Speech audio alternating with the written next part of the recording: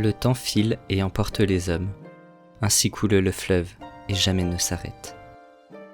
Le temps est une fatalité inexorable qui fige nos actes dans le passé et nous conduit à notre propre fin. Cette thématique, qui fascine autant qu'elle effraie, est depuis bien longtemps source d'inspiration dans les œuvres culturelles partout dans le monde. Mais elle est aussi parent d'une autre, les voyages temporels, une revanche fictive contre ce joueur avide qui gagne sans tricher, une revanche contre le temps lui-même. Car oui, si les humains n'ont aucune emprise sur l'écoulement du temps, la fiction nous permet de transcender cette règle et de le plier à notre volonté. Ainsi, de nombreuses œuvres de fiction ont abordé ce sujet de voyage dans le temps, aussi bien vers le passé qu'en direction de l'avenir. Et The Legend of Zelda ne fait pas exception. Si ce thème n'est pas abordé dans la majorité des opus, il l'est cependant dans la plupart des épisodes 3D, les plus populaires auprès du grand public aujourd'hui, ce qui en fait un aspect indissociable de la saga. De plus, la chronologie des épisodes de la saga qui structure son univers en un tout cohérent repose elle-même sur une mécanique de voyage temporel. Mais qu'entend-on exactement par voyage temporel ?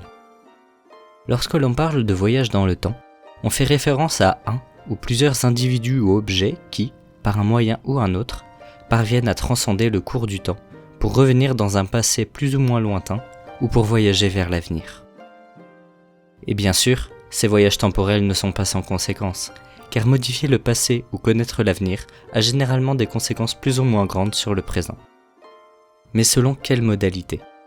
Comment les voyages dans le temps fonctionnent-ils ? C'est ce sujet que cette vidéo va aborder, tant dans l'observation des faits des différents opus que dans la théorisation des mécanismes des voyages temporels constitutifs de l'univers de The Legend of Zelda.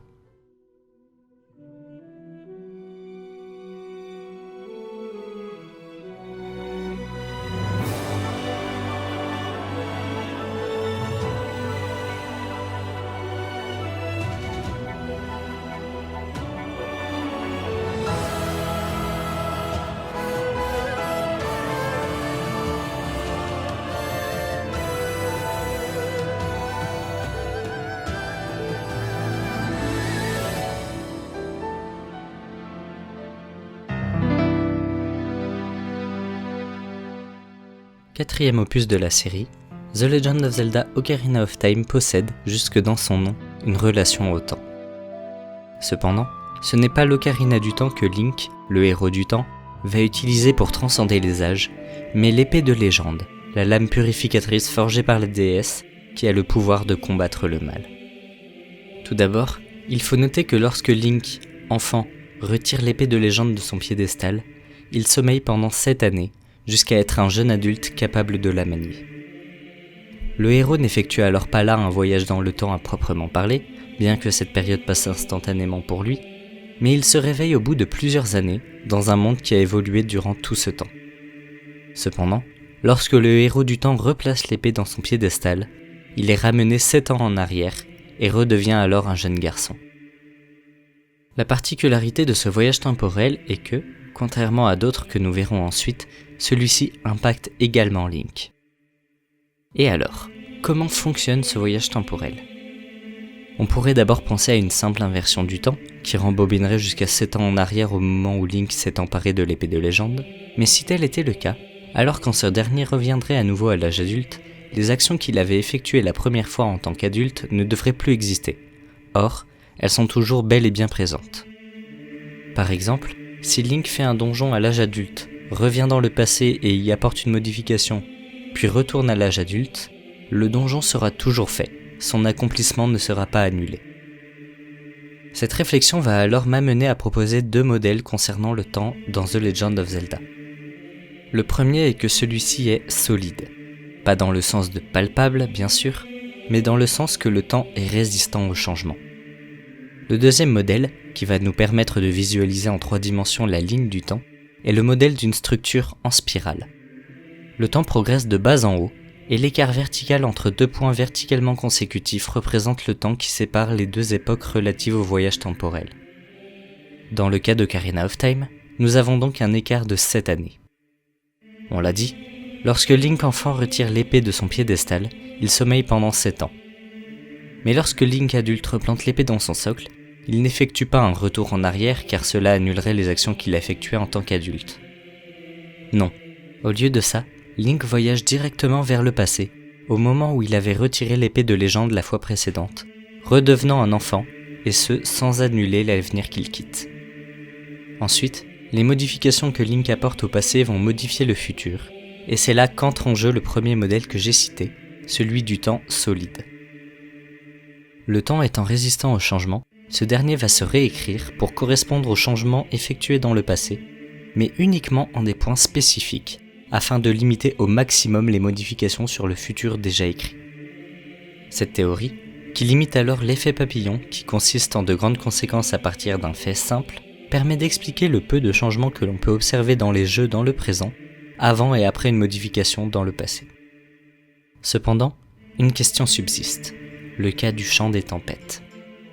Basé a priori sur le paradoxe de l'écrivain, ce chant est très particulier car le musicien du moulin du village Cocorico, Guru Guru, dit à Link adulte qu'un jeune garçon a détraqué son moulin avec son ocarina 7 ans auparavant, en jouant le chant des tempêtes. C'est à ce moment-là que Link peut apprendre ce chant, pour ensuite le jouer dans le passé au moulin, afin de le détraquer. Nous sommes donc a priori dans ce que l'on appelle une boucle temporelle de causalité, où Link adulte a appris le chant grâce à Guru Guru dans le futur, mais où Guru Guru l'a lui-même appris de Link enfant dans le passé. Et ce système de boucle temporelle de causalité ne poserait pas de problème en soi si tous les voyages temporels du jeu étaient basés sur ce principe, mais malheureusement, comme on l'a dit avant, ce n'est pas le cas, car le futur se modifie après les actions spécifiques de Link dans le passé. Le cas du chant des tempêtes est un cas isolé. Je vais donc, dans un souci d'essayer de trouver une cohérence au fonctionnement des voyages temporels, proposer pour ce cas précis une autre solution. Bien que la description donnée par Guru Guru concernant le garçon qui a détraqué son moulin fait immédiatement penser à Link et donne à ce dernier l'idée de détraquer le moulin dans le passé, on peut imaginer que la première fois, c'est un autre garçon jouant de l'ocarina, un Kokiri espiègle peut-être, qui a détraqué le moulin. En revenant dans le passé, Link aurait alors modifié ce fait, se rendant lui-même coupable des malheurs du musicien, sans pour autant apporter de modifications majeures au cours du temps. J'ai bien sûr conscience que cette idée est moins attrayante que celle du paradoxe temporel, mais elle permet de justifier ce cas isolé vis-à-vis du fonctionnement des voyages temporels dans ce jeu. N'hésitez pas à proposer d'autres idées si vous en avez. Pour finir sur Ocarina of Time, il convient d'aborder un dernier voyage temporel et non des moindres, celui après la victoire de Link adulte contre Ganondorf, une fois ce dernier scellé par les sages. En effet, dans la cinématique de fin du jeu, la princesse Zelda, également sage, joue la berceuse de Zelda en utilisant l'Ocarina du Temps et renvoie ainsi Link 7 ans dans le passé, le faisant redevenir un jeune garçon pour qu'il puisse vivre les 7 années perdues de son enfance, en remplaçant alors sa version d'origine. Si en apparence ce voyage dans le temps semble similaire à ceux effectués avec l'épée de légende tout au long de l'aventure, il est en fait totalement différent. Effectivement, là où les voyages liés à l'épée de légende réécrivaient à chaque fois la même ligne temporelle, celui lié à l'Ocarina du Temps opère un fait temporel majeur, une division de la timeline. On se retrouve alors avec deux lignes temporelles qui coexistent en parallèle, celle d'origine où Ganondorf est scellé et où Zelda adulte vient de renvoyer Link dans le passé, et une ligne parallèle nouvellement créée où Link arrive et où il va pouvoir vivre son enfance.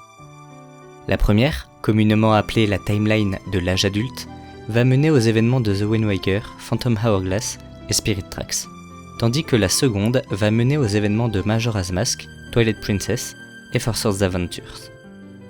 Mais comment expliquer cette différence de fonctionnement par rapport au voyage temporel de l'épée de légende ? Je vois ici deux possibilités. La première est que cette différence est liée à l'outil de voyage lui-même. Il apparaît alors que l'épée de légende permet de faire des voyages dans le temps au sein d'une même ligne temporelle, tandis que l'Ocarina du Temps provoque une division temporelle. La seconde possibilité est liée au modèle du temps solide déjà évoqué. Cela impliquerait que lorsque le temps, qui est résistant au changement, subit des modifications trop importantes dans le passé qui ne peuvent pas être rectifiées sans changer drastiquement l'avenir, il se brise en deux lignes temporelles parallèles. Et c'est ce qui pourrait arriver dans notre cas ici. Contrairement aux fois précédentes avec l'épée de légende, Link sort cette fois-ci d'un combat contre Ganondorf duquel il est sorti victorieux et qui lui a permis de prouver son courage. Ainsi, de retour à l'époque de son enfance, la Triforce le reconnaît immédiatement digne de la Triforce du courage, et il obtient alors directement ce fragment. Cette preuve divine va lui permettre de dénoncer le complot de Ganondorf avant que celui-ci ne mette son plan à exécution, ce qui va alors drastiquement changer le futur. Ne pouvant pas effectuer de modifications aussi importantes sur l'avenir, le temps va alors se diviser en une nouvelle branche. Bien, résumons le cas de Ocarina of Time. Link, enfant, en retirant l'épée de légende de son socle, sommeille pendant 7 ans et se réveille adulte dans le futur. En replantant l'épée de légende dans son piédestal, il voyage 7 ans en arrière dans le passé et retrouve son corps d'enfant. Là, il peut modifier le passé et ces changements seront naturellement toujours effectifs lorsqu'il se réveillera à nouveau adulte 7 ans plus tard, sachant que ces modifications n'auront que peu d'impact sur le reste du monde, le temps étant solide, c'est-à-dire résistant au changement.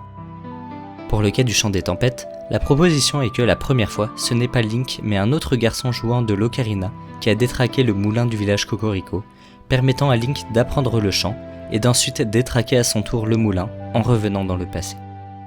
Enfin, après la victoire de Link adulte et le saut de Ganondorf, Zelda utilise ses pouvoirs et grâce à l'ocarina du temps, elle renvoie Link dans le passé pour qu'il puisse vivre son enfance. De par l'outil utilisé pour ce voyage temporel ou de par les trop grosses modifications qui vont être apportées dans le passé avec la dénonciation de Ganondorf, la timeline va alors se scinder en 2 branches parallèles, celle de base avec Zelda adulte et Ganondorf qui a été scellée, et l'autre avec Link enfant qui va dénoncer Ganondorf.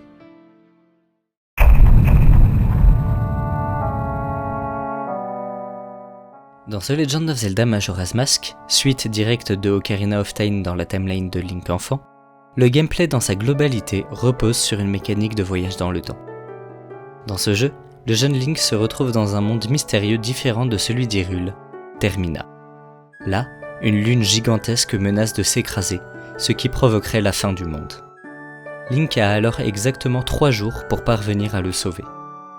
Cependant, les 3 jours arrivent à leur terme bien trop vite, et la lune est sur le point de s'écraser.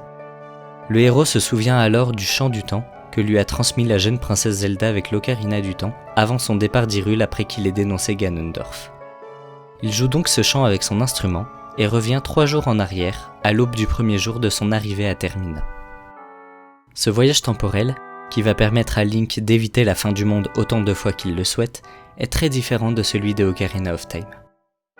En effet, outre l'écart de temps, qui est de 3 jours au lieu de 7 ans, et l'outil qui n'est pas le même, il faut ici noter que hormis certains éléments spécifiques, toutes les actions qu'aura effectuées Link durant les 3 jours seront à chaque fois effacées, et le héros perdra tous ses objets consommables et ses rubis accumulés.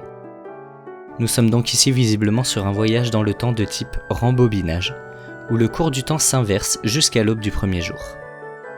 Mais alors, comment expliquer que certains éléments spécifiques ne soient pas impactés par le retour dans le temps, tels que les objets clés de Link, ses capacités, les 4 géants protecteurs de Termina ou la banque de Bourg-Clocher. Pour ce qui est de Link, de ses capacités et des objets clés qu'il transporte, on peut facilement expliquer que le voyageur temporel n'est pas impacté, étant lui-même le provocateur de la manipulation temporelle. Les objets clés qu'il transporte faisant entre guillemets partie du voyageur temporel, ils ne sont pas impactés non plus, contrairement aux objets consommables qui ne sont pas directement liés à lui. Pour ce qui est des 4 géants qui veillent sur Termina, le fait qu'ils soient des entités proches de divinités peut expliquer qu'ils ne soient pas impactés par les lois du temps. Enfin, la banque de Termina est sans doute le plus gros mystère, et je ne vois pas d'explication autre que le banquier n'est pas un humain ordinaire, mais une personne mystérieuse qui parvient également à transcender le temps.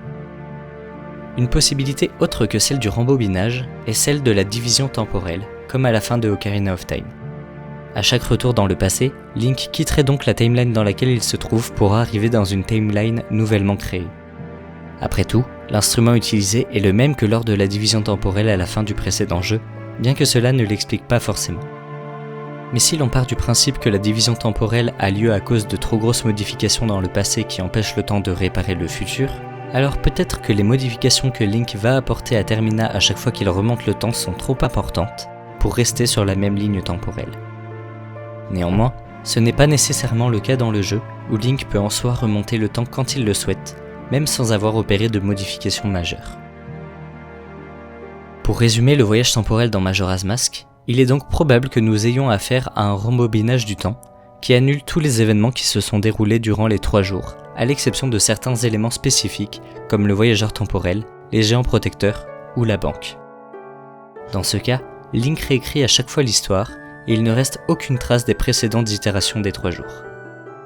Cette piste semble plus logique que la division temporelle, car les conditions d'une division temporelle ne sont pas certaines, et surtout il paraît étrange que les géants protecteurs de Termina abandonnent leur monde à la destruction en quittant leur ligne temporelle d'origine.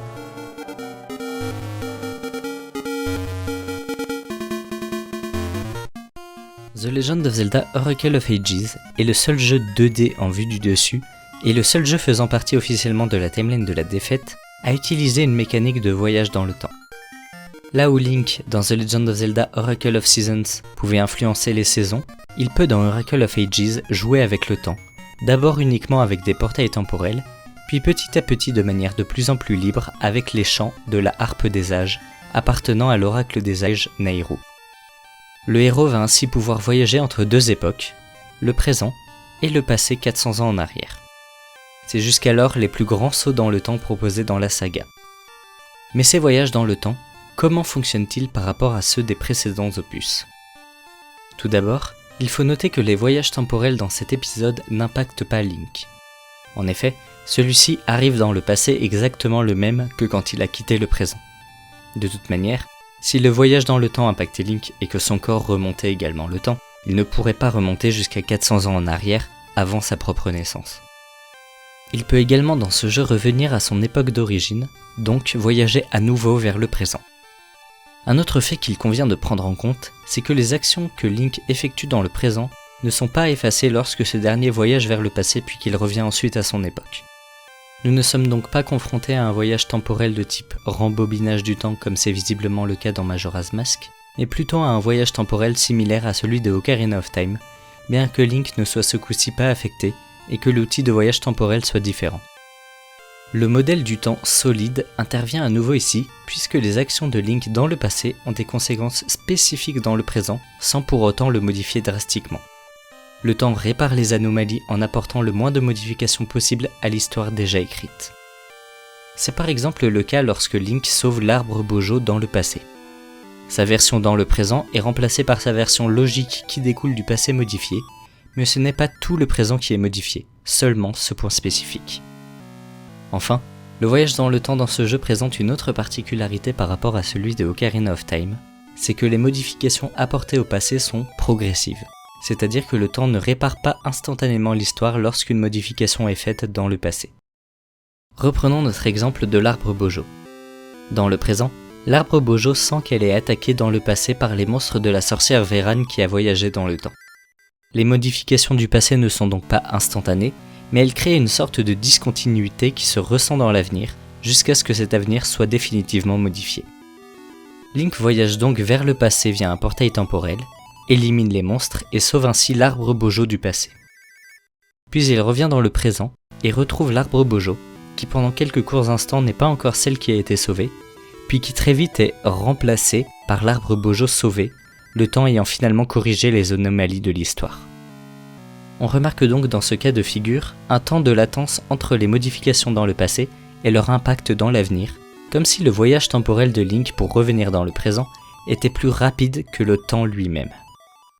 Cependant, ce n'est pas toujours le cas, comme par exemple avec la cité Symétrie. Dans le présent, cette ville est détruite. Link voyage alors vers le passé pour empêcher sa destruction, et lorsqu'il revient dans le présent, celle-ci est déjà réparée à son arrivée. Il n'y a donc pas de temps de latence dans la réparation du temps ici. Ainsi, on peut soit théoriser que la vitesse de voyage temporel est inconstante par rapport à la vitesse de modification du temps, soit à l'inverse que la vitesse de modification du temps est inconstante par rapport à la vitesse de voyage temporel, ce qui, quand on y réfléchit, paraît moins probable. Il paraît plus plausible selon moi que ce soit les voyages temporels qui soient soumis à des instabilités plutôt que la progression du temps elle-même. Cette irrégularité de la vitesse du voyage temporel par rapport au temps qui se modifie est peut-être due à la grande période de temps qui sépare les deux époques, contrairement aux 7 années de Ocarina of Time. Il faut aussi rappeler que dans ce jeu, Link n'est pas le seul voyageur temporel. Il assiste donc parfois à des modifications spécifiques du temps qui ne sont pas de son fait. Pour résumer, dans Oracle of Ages, nous sommes face à un voyage temporel de 400 ans, sur une seule et même ligne, qui se modifie en des points spécifiques après modification dans le passé, selon la théorie du temps solide résistant aux changements déjà évoqués. De plus, il apparaît que la vitesse du voyage temporel n'est pas constante par rapport aux modifications du temps, ce qui peut parfois créer un léger décalage entre l'arrivée du voyageur temporel et l'application des modifications temporelles.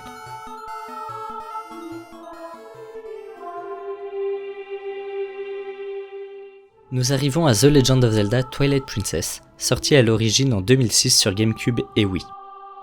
Parmi tous les jeux de la série à proposer des voyages dans le temps, celui-ci est celui qui exploite le moins cette mécanique, puisqu'elle n'intervient que dans un seul donjon, et ce n'est même pas une mécanique de gameplay. En effet, dans cet opus, Link peut, en replantant momentanément l'épée de légende dans son piédestal au sanctuaire de la forêt, traverser une porte qui le fait arriver dans le même lieu tel qu'il était dans un lointain passé, le Temple du Temps. Nous sommes donc ici sur un cas de figure totalement différent des autres voyages temporels, puisque le changement d'époque ne se fait qu'au sein d'un lieu spécifique et sans conséquence sur le reste du monde. On peut alors très simplement conjecturer que le Temple du Temps de Twilight Princess est un lieu hors du temps, comme figé dans le passé. Notons juste que les objets relatifs à ce temple et cette époque isolée sont rattrapés par le temps une fois extraits de ce lieu du passé, comme le bâton Anima qui perd alors ses pouvoirs. L'inverse n'est cependant pas vrai, car Link et ses objets ne sont pas impactés en entrant dans le temple. Le voyage temporel n'a alors aucun impact sur le reste de l'histoire. Ici, pas de division temporelle, pas de paradoxe de l'écrivain, pas de modification du passé. Simplement une sorte de bulle temporelle isolée, dont l'accès au présent est possible via une porte déverrouillée par l'épée de légende.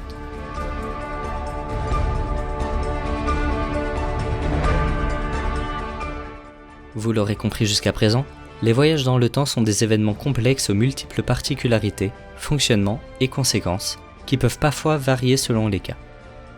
J'espère néanmoins que ça va jusqu'ici, parce que nous entrons maintenant dans le cas de loin le plus complexe selon moi de la série concernant les voyages temporels, The Legend of Zelda Skyward Sword. Si le gameplay de l'opus en motion control des 25 ans de la saga n'est pas centré sur les voyages dans le temps, ces derniers interviennent à quelques reprises dans celui-ci et dans l'histoire du jeu. Et si, quand on ne se pose pas trop de questions, ces voyages dans le temps peuvent paraître assez cohérents, il apparaît en réalité que c'est loin d'être le cas, puisque cet épisode semble mêler un grand nombre de caractéristiques différentes des voyages temporels. Dans ce jeu, les voyages dans le temps sont effectués via les portes du temps, de grands portails qui permettent en les traversant de transcender les âges sur plusieurs millénaires, bien plus que dans Oracle of Ages. L'une des portes du temps se trouve dans le Temple du Temps dans la région de Lanel, l'autre se situe dans le Temple du Sceau, anciennement le Temple d'Hylia, sur les terres de Firon. Il est à noter que les trajets à travers ces portes du temps n'impactent pas les voyageurs temporels, comme dans Oracle of Ages, et contrairement à Ocarina of Time. Prenons les événements dans l'ordre chronologique. Le premier voyage temporel est celui de la jeune Impa du passé, qui peu de temps après le saut de l'avatar du néant par la déesse Hylia, traverse la porte du temps, sans doute celle de Lanel qui est alors active, pour se rendre dans le présent du jeu, pour guider la future réincarnation d'Hylia, Zelda, tombée sur Terre. Elle voyage alors vers le futur sur la même ligne temporelle. Après que Link a parcouru les 3 premiers donjons de son aventure, il voit la jeune Impa retourner à son époque à travers la porte du temps de Lanel, accompagnée de Zelda qui a retrouvé ses souvenirs de déesse. Les 2 jeunes femmes voyagent alors vers le passé, tout en restant sur la même ligne temporelle. Il n'y a alors pas de modification visible altérant le présent. Après plusieurs péripéties pour transformer son épée divine en l'épée de légende, Link parvient à activer la porte du temps du Temple du Sceau et la traverse pour rejoindre Zelda et la jeune Impa dans le passé lointain. Il effectue alors lui aussi un voyage temporel sur la même branche. Mais dans le passé, Zelda lui explique qu'elle doit entrer dans un sommeil millénaire pour maintenir le sceau de l'avatar du néant qui vient d'être scellé par Hylia. Elle s'enferme alors elle-même dans un cristal d'ambre. Or, ce cristal d'ambre est en réalité visible dès le début du jeu, avant que tous ces voyages dans le temps n'aient lieu.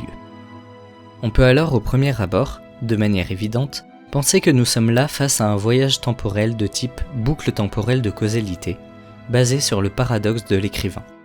Les conséquences du voyage temporel sont visibles avant même que le voyage temporel n'ait lieu. Le cristal de Zelda est visible, avant même que Zelda ne se cristallise dans le passé. C'est aussi comme cela que je voyais les choses jusqu'à aujourd'hui. Mais après moult réflexions avec Tom TFX, que j'en profite pour remercier, ce dernier a proposé une autre solution qui me paraît plus compatible avec les autres voyages temporels du jeu que l'on abordera ensuite.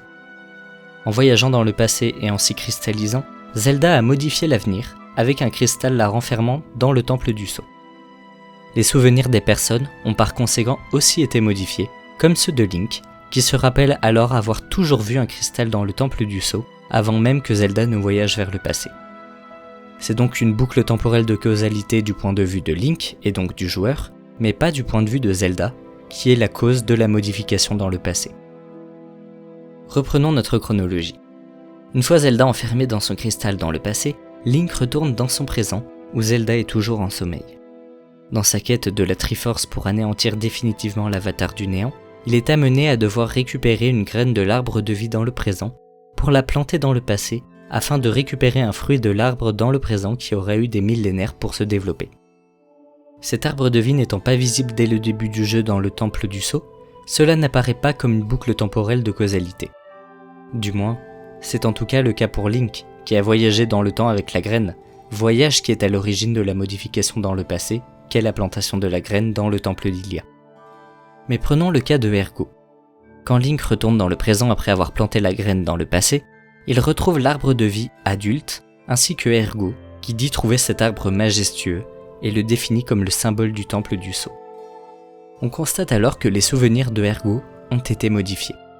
Il a alors toujours vu un arbre à cet endroit, ce qui est logique étant donné que l'arbre a été planté dans le passé. Ainsi, si cet événement de l'arbre de vie n'apparaît pas comme une boucle temporelle de causalité pour Link, qui est à l'origine de la modification temporelle, aux yeux de Ergo, c'est bien une boucle de causalité. L'arbre était déjà présent avant même que Link n'aille planter la graine dans le passé. Bien, si l'on reprend notre chronologie, après avoir pu cueillir le fruit de l'arbre de vie dans le présent, Link finit par apprendre le chant du héros et accède à la Triforce, qui lui permet d'anéantir dans le présent le banni, la forme monstrueuse de l'avatar du néant. Ce dernier n'étant plus, le cristal de Zelda se brise, n'ayant plus de raison d'être, et celle-ci se réveille enfin. La paix semble alors revenue, mais Ghirahim, le serviteur de l'avatar du néant, kidnappe Zelda et traverse la porte du temps pour la sacrifier afin de ramener l'avatar du néant à la vie dans le passé, où il n'a pas encore été anéanti, où il est simplement scellé. Ghirahim et Zelda effectuent alors un voyage vers le passé, suivi de près par Link, puis ensuite par Ergo. Là, Link parvient finalement à éliminer l'avatar du néant ressuscité. Link plante alors l'épée de légende dans son piédestal, et Zelda offre un de ses bracelets à la jeune Impa du passé, en guise d'adieu. Zelda, Link et Ergo retournent dans le présent, où ils retrouvent alors l'ancienne, qui se révèle être Impa, car elle possède le bracelet de Zelda. Seulement, plusieurs questions se posent alors. Si l'avatar du néant est éliminé par Link dans le passé, celui-ci sous la forme du banni n'a alors pas à être terrassé par le pouvoir de la Triforce dans le présent, ce qui annule tous les événements de Skyward Sword. Pourtant, quand Link, Zelda et Ergo retournent dans le présent à la fin du jeu, on constate que la Triforce est bien sur Terre, ce qui implique que les événements de Skyward Sword ont bien eu lieu. Comment expliquer cette incohérence ? Voici l'une des explications qui paraissent les plus évidentes. L'élimination de l'avatar du néant par Link dans le passé est une trop grosse modification temporelle. Selon la théorie du temps solide, le temps est résistant au changement. Lorsqu'il le peut, le temps modifie l'avenir en des points spécifiques, comme pour le cristal de Zelda ou l'arbre de vie, ce qui modifie au passage les souvenirs des personnages qui ne sont pas auteurs de la modification. Mais lorsque la modification est trop importante comme avec la fin du jeu, que se passe-t-il ? Le temps casse. Il se divise en deux branches temporelles, la branche d'origine où l'avatar du néant a été éliminé par la Triforce dans le présent, et la nouvelle branche où il a été éliminé par Link dans le passé. À la fin du jeu, Zelda, Link et Ergo quittent cette temporalité et retournent grâce à la porte du temps dans leur présent à eux, dans la branche d'origine. La deuxième timeline est d'ailleurs, en admettant cette théorie comme envisageable, un endroit satisfaisant pour placer dans la chronologie Breath of the Wild et sa suite Tears of the Kingdom. Cependant, cette idée de division temporelle ne résout pas tout, car il reste des incohérences à expliquer.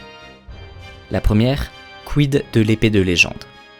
Effectivement, en suivant la théorie de la division temporelle, Link a reposé l'épée de légende, qu'il a amenée de la première timeline, dans la seconde.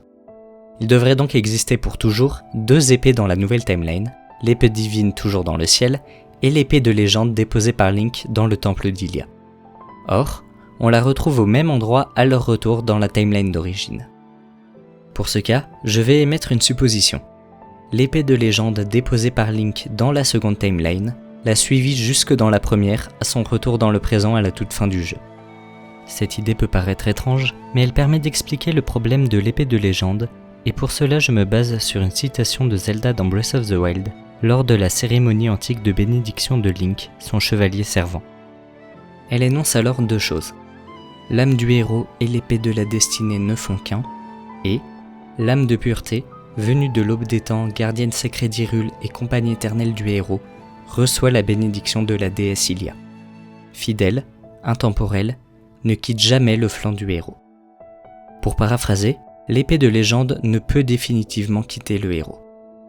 Ainsi, à la fin de Skyward Sword, lorsque Link retourne à son époque et dans sa branche temporelle d'origine, l'épée de légende rejoint son maître. On peut même, si l'on veut, ajouter à cela que le piédestal de l'épée, qui porte l'inscription du nom d'Hylia, semble lui-même magique, car capable d'apparaître là où il n'était pas auparavant pour accueillir l'épée. Se pose ensuite un nouveau problème. Pourquoi, lorsque Link se sépare de l'épée de légende, il n'y a pas en arrière-plan le cristal de Zelda, qui devrait pourtant s'y trouver, étant donné que les événements précédant la division temporelle devraient être identiques? Tout simplement parce que cette branche temporelle est en train de se réécrire. Je m'explique. En vainquant l'avatar du néant dans ce passé, Link empêche dans cette branche les événements de Skyward Sword. Par conséquent, Zelda ne voyage jamais vers le passé pour se sceller dans un cristal. Voilà pourquoi dans cette branche, on ne voit pas le cristal de Zelda derrière l'épée de légende.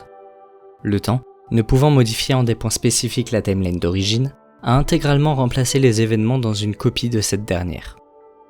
Mais alors pourquoi la jeune Impa de cette timeline semble avoir les souvenirs des événements de Skyward Sword au moment des adieux?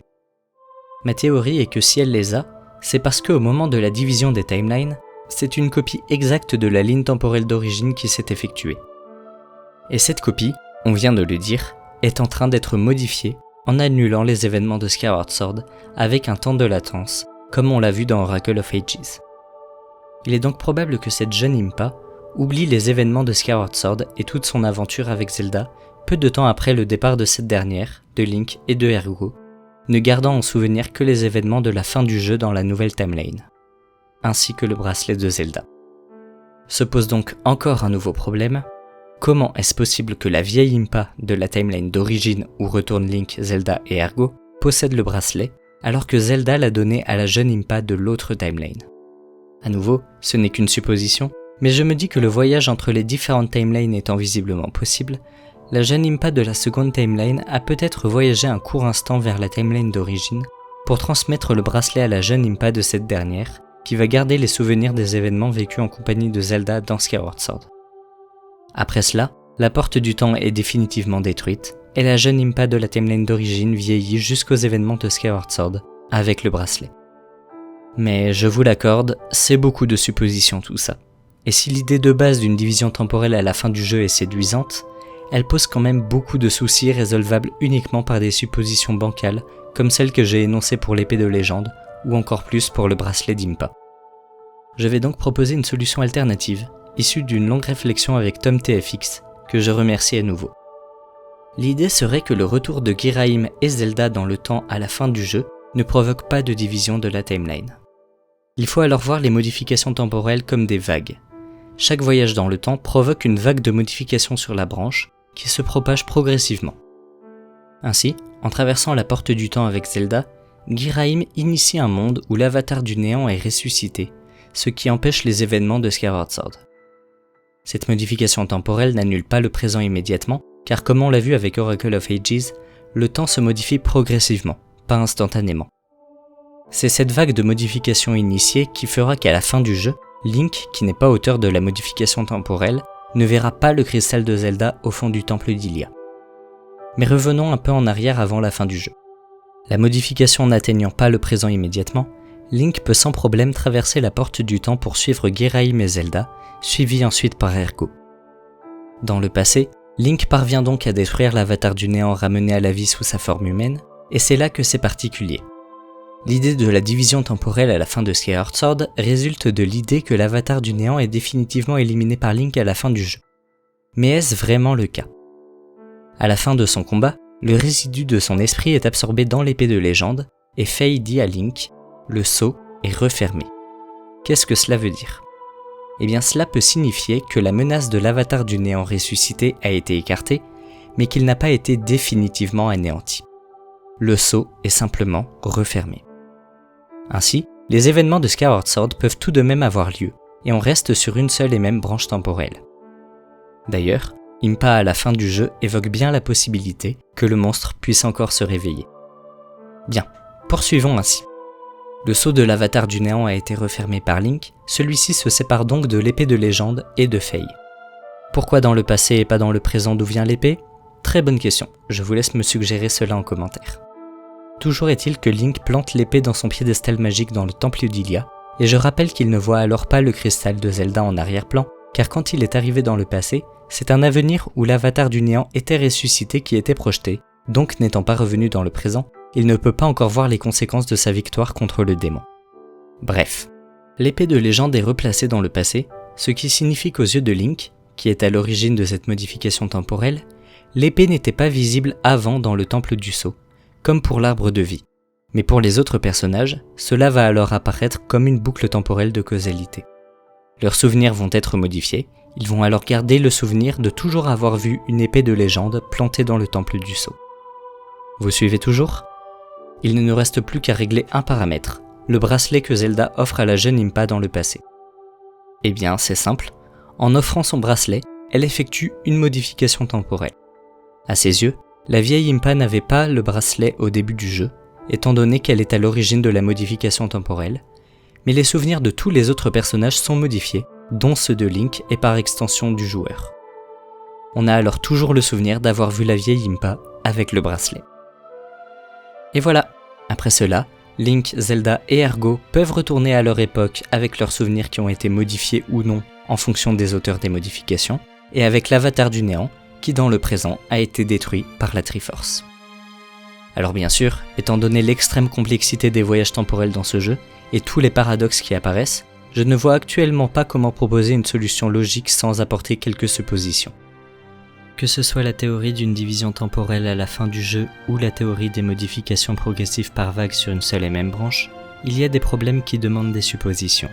Et je ne dis pas que la théorie de la division de timeline est impossible, néanmoins celle que j'ai expliquée ensuite me semble personnellement plus admissible et cohérente avec le reste du jeu, c'est donc celle que je vais retenir pour le moment.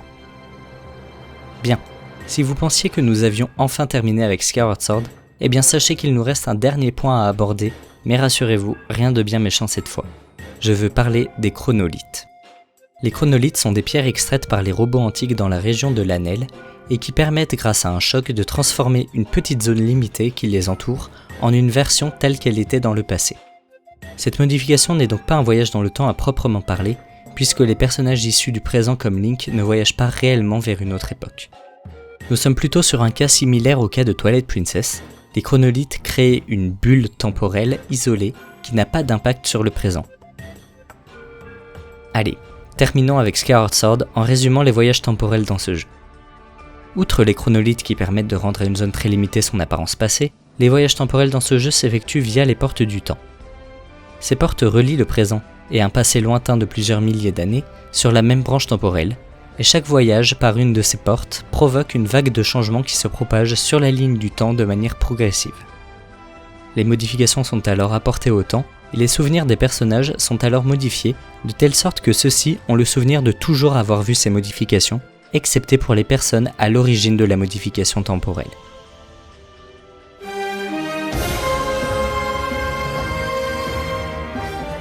Nous arrivons enfin à l'avant-dernier jeu de la série, et le dernier opus 3D à ce jour, The Legend of Zelda Tears of the Kingdom, la suite de The Legend of Zelda Breath of the Wild.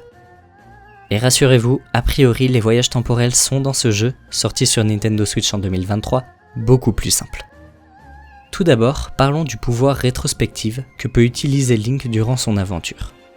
Ce pouvoir, activé à l'aide de son bras droit, permet d'inverser le temps de manière localisée à un objet précis. Ce n'est donc pas un voyage dans le temps à proprement parler, puisque personne ne change d'époque, mais simplement une inversion du temps subjective à la cible du pouvoir. Ce pouvoir appelé rétrospective n'est autre que le pouvoir du temps que possède à l'époque de la fondation d'Hyrule la reine Sonia, mais aussi sa descendante, la princesse Zelda. C'est d'ailleurs cette dernière qui, grâce à une projection d'elle jusqu'au présent dans le temple du temps Sonao, transmet son pouvoir à Link. Mais si ce pouvoir temporel est utilisé comme on vient de l'exposer au sein du gameplay du jeu, il est également central dans son intrigue, et d'une manière beaucoup plus importante que simplement à travers l'inversion limitée du temps sur un objet. En effet, au début du jeu, Zelda ramasse la pierre occulte de Raoru. Les pierres occultes des Sonao sont des artefacts permettant de démultiplier les pouvoirs de leur porteur. Ainsi, au début du jeu, la pierre occulte réagit au pouvoir du temps de Zelda, et celle-ci se retrouve littéralement transportée dans un passé extrêmement lointain, plusieurs dizaines de millénaires auparavant, à l'époque de la fondation d'Hyrule. Elle effectue donc un voyage vers le passé, sur la même branche temporelle. Plus tard, Link dans le présent va placer l'épée de légende, corrodée par les miasmes du roi démon, dans une sorte d'ouverture temporelle, et la lame purificatrice va alors à son tour être transportée à l'époque de la fondation d'Hyrule, où elle va être récupérée par Zelda qui va, après s'être changée en dragon blanc grâce au rite draconique, pouvoir restaurer et renforcer l'épée avec son pouvoir de la lumière, jusqu'au présent. Mais alors, de quelle nature sont ces voyages dans le temps ? Eh bien c'est ici plutôt simple. Au début du jeu, la momie de Ganondorf appelle Zelda et Link par leur nom, alors que ces derniers ne l'ont jamais rencontré. C'est seulement après, une fois Zelda retournée dans le passé, qu'elle va rencontrer Ganondorf et que ce dernier va entendre parler de Link pour la première fois. Autrement dit, les conséquences du voyage temporel de Zelda sont déjà visibles avant même que Zelda ne voyage dans le temps.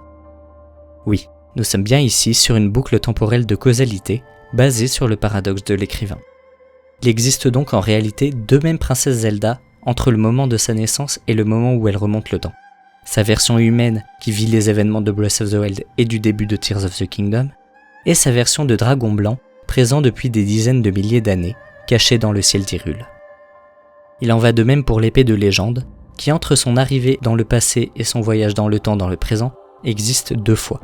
Une fois sur Terre, et une fois en train d'être restaurée par le dragon blanc, c'est-à-dire par Zelda. Enfin, même chose pour la pierre occulte de Raoru et celle de Zelda, qui coexistent alors qu'il s'agit de la même pierre occulte.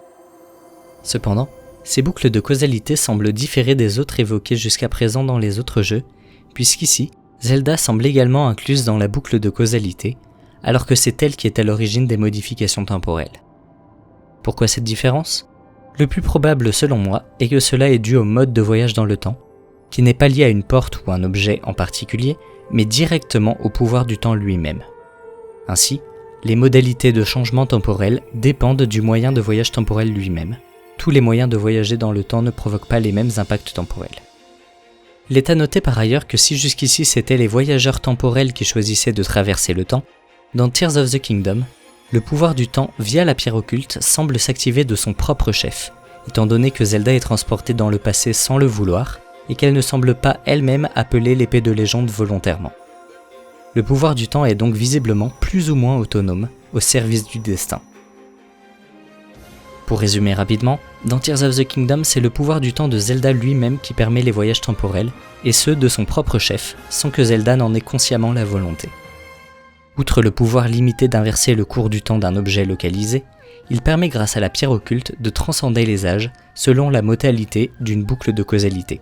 Les conséquences du voyage temporel existent avant même que le voyage temporel n'ait lieu, et Zelda, à l'origine du voyage temporel, est également inclus dans la boucle. Enfin, il faut prendre en compte que le futur jeu Hyrule Warriors Les Chroniques du Sceau développera peut-être les voyages temporels dans le lore de Tears of the Kingdom. J'espère que vous avez tenu le coup. Ce n'était pas toujours évident, mais nous avons passé en revue les différents voyages temporels présents dans les différents jeux de la série The Legend of Zelda. Je le précise maintenant, je n'ai parlé ici que des jeux de la série principale, qui peuvent être considérés dans l'étude du lore et de la chronologie de la série. C'est pourquoi j'ai volontairement omis les jeux hors série comme les Hyrule Warriors, qui possèdent pourtant des mécaniques de voyage temporel. Dans le premier opus, très fanservice, des portails permettant de voyager entre les époques et les dimensions sont ouverts, permettant alors de relier différentes timelines entre elles. Dans l'opus de 2020, Hyrule Warriors l'ère du fléau, le petit gardien Terrako, de conception Sheikah, peut voyager dans le temps et créer alors une timeline parallèle, comme à la fin de Ocarina of Time, où la chute d'Hyrule va être évitée. Dans ce jeu, Terrako est également capable d'appeler grâce à un portail temporel les successeurs des prodiges depuis le futur de la timeline d'origine, et donc depuis l'époque de Breath of the Wild. A nouveau, dans ce Hyrule Warriors, il est possible de voyager non seulement dans le temps, mais aussi entre les timelines. Et si je détaille un peu ces jeux maintenant, c'est parce que bien qu'ils ne soient pas canon, la mécanique du voyage inter-timeline n'est pas nécessairement à écarter de notre compréhension du lore de la série principale. Je m'explique. De nombreuses théories entourent le placement de Breath of the Wild et sa suite Tears of the Kingdom dans la timeline. Certains les placeraient dans une branche alternative prenant son origine à la fin de Skyward Sword. D'autres parlent d'une réunification des timelines, chose que j'évoquerai juste après, et d'autres encore placent ces deux opus dans l'une des 3 branches déjà existantes après Ocarina of Time, ce qui est également mon cas, j'ai fait une vidéo à ce sujet. Mais alors, en quoi le voyage entre les timelines nous intéresse ici ? Eh bien parce que, sauf dans le cas de la réunification des timelines, il reste des questions, comme pourquoi dans Tears of the Kingdom, on retrouve des armes, tenues et artefacts de plusieurs anciens opus existant dans différentes branches temporelles. Eh bien, le voyage inter-timeline pourrait répondre à cette interrogation. Si je ne dis pas de bêtises, cette idée avait été proposée par Rinkuto en expliquant que la technologie de pointe des Sheikah aurait permis de voyager entre les dimensions et de ramener des objets et des récits venant d'autres lignes temporelles, un peu comme dans Hyrule Warriors l'ère du fléau. Cette idée reste encore à étudier, mais elle me paraît très intéressante et tout à fait envisageable, et permet d'expliquer bien des choses dans les 2 grands opus 3D en monde ouvert. Parlons maintenant de l'idée d'une réunification des timelines, dont l'idée consiste en une fusion des 3 timelines prenant leur origine à la fin d'Ocarina of Time, pour ne former à nouveau qu'une seule branche mêlant des éléments des 3 temporalités, branche unique où se situerait selon certains Breath of the Wild et Tears of the Kingdom. Je vais aller droit au but, je n'ai jamais compris cette théorie. Je comprends l'idée pour expliquer le fait que les 2 épisodes regroupent des éléments de plein de jeux différents de la série, mais je ne la comprends pas en termes de conception, et ce malgré qu'on ait déjà tenté de me l'expliquer. Comment des lignes temporelles pourraient se réunir en une seule ?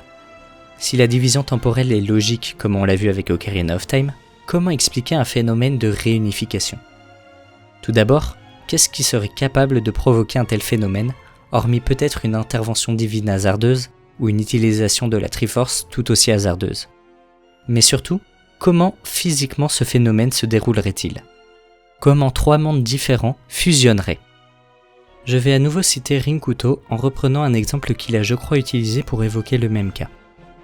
Prenons une pierre dans une timeline que nous peignons en bleu, puis la même pierre que nous peignons en rouge dans une autre timeline.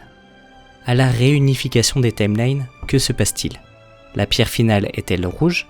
Elle est bleue ? Elle devient violette ? Elle disparaît ? Non, cette idée me paraît pour le coup tout bonnement impossible à mettre en place, et l'idée d'un voyage entre les timelines me semble bien plus envisageable dans l'idée de réunir des éléments des différentes timelines, plutôt que de réunir les timelines elles-mêmes. Enfin, je précise que j'ai choisi de ne pas parler d'autres éléments temporels comme l'arrêt du temps que l'on peut voir dans The Legend of Zelda The Wind Waker ou The Legend of Zelda Phantom Hourglass, pour me concentrer ici uniquement sur les voyages à travers le temps. Bien, nous arrivons à la fin de cette longue et complexe vidéo. Pour finir, je vous propose que nous résumions rapidement le fonctionnement théorique des voyages dans le temps dans la série The Legend of Zelda, après tout ce que nous avons pu observer et théoriser dans les différents opus. Pour cela, nous allons garder le modèle d'une ligne temporelle en spirale, où un tour de spirale, et donc un écart vertical entre 2 points consécutifs de cette ligne, représente l'écart entre 2 époques de voyage temporel. Je vais omettre dans ce résumé les voyages temporels localisés, qui n'impactent pas réellement la ligne du temps, comme les cas des chronolithes de Skyward Sword, du Temple du Temps de Twilight Princess, ou du pouvoir rétrospective dans Tears of the Kingdom. Premièrement, on considère le temps comme solide, c'est-à-dire résistant au changement. Lorsqu'une modification est effectuée dans le passé, le temps se réécrit en des points spécifiques de sorte à limiter au maximum les changements temporels. Deuxièmement, le temps, sur une même branche, se modifie par vagues progressives, c'est-à-dire que les changements ne s'effectuent pas immédiatement sur toute la ligne temporelle, mais avec un temps de latence, parfois plus lent que les voyages temporels eux-mêmes. Troisièmement, le temps est subjectif, c'est-à-dire qu'il n'évolue pas de la même manière aux yeux de tous. Si l'auteur d'une modification temporelle dans le passé a conscience d'avoir provoqué un changement dans le temps, les personnages spectateurs voient leurs souvenirs liés à ce changement modifiés et ont l'impression que le changement a toujours été présent. Cela apparaît alors à leurs yeux comme une boucle temporelle de causalité. Les conséquences du voyage temporel sont déjà visibles pour eux avant même que le voyage temporel n'ait lieu. Quatrièmement, le temps peut se diviser en deux branches parallèles, celle d'origine et la nouvelle où de nouveaux événements vont être écrits. Il y a deux hypothèses concernant ce phénomène. La première est que cela dépend de l'outil utilisé pour voyager dans le temps. La deuxième est que lorsque le temps, qui est solide, subit des modifications trop importantes dans le passé pour pouvoir les réparer, il se casse et se divise alors en deux lignes temporelles. Et enfin, cinquièmement, les modalités de modification temporelle peuvent différer selon le mode de voyage dans le temps. Les voyages temporels grâce à l'épée de légende impactent le corps du voyageur temporel, comme dans Ocarina of Time. Les voyages temporels avec le champ du temps via l'Ocarina du temps à Termina provoquent un rembobinage qui efface tous les événements entre-temps, comme dans Majora's Mask. Les voyages temporels grâce au pouvoir du temps lui-même, via une pierre occulte, apparaissent comme une boucle temporelle de causalité également pour le voyageur temporel, comme dans Tears of the Kingdom et contrairement aux autres jeux. Merci beaucoup d'avoir suivi cette vidéo jusqu'au bout. J'ai conscience de la complexité du sujet que sont les voyages temporels dans The Legend of Zelda, mais je trouve ce thème absolument fascinant, alors j'espère que j'ai été le plus clair possible dans mes explications et mes théories. Je remercie à nouveau TomTFX, avec qui les discussions m'ont beaucoup aidé, tout comme ses précieuses relectures. N'hésitez surtout pas à m'indiquer en commentaire vos théories et vos avis, et si vous avez des questions ou que vous n'avez pas compris certains points, n'hésitez pas non plus à m'en faire part. À très bientôt sur la Terre des Dieux, quelle qu'en soit la temporalité.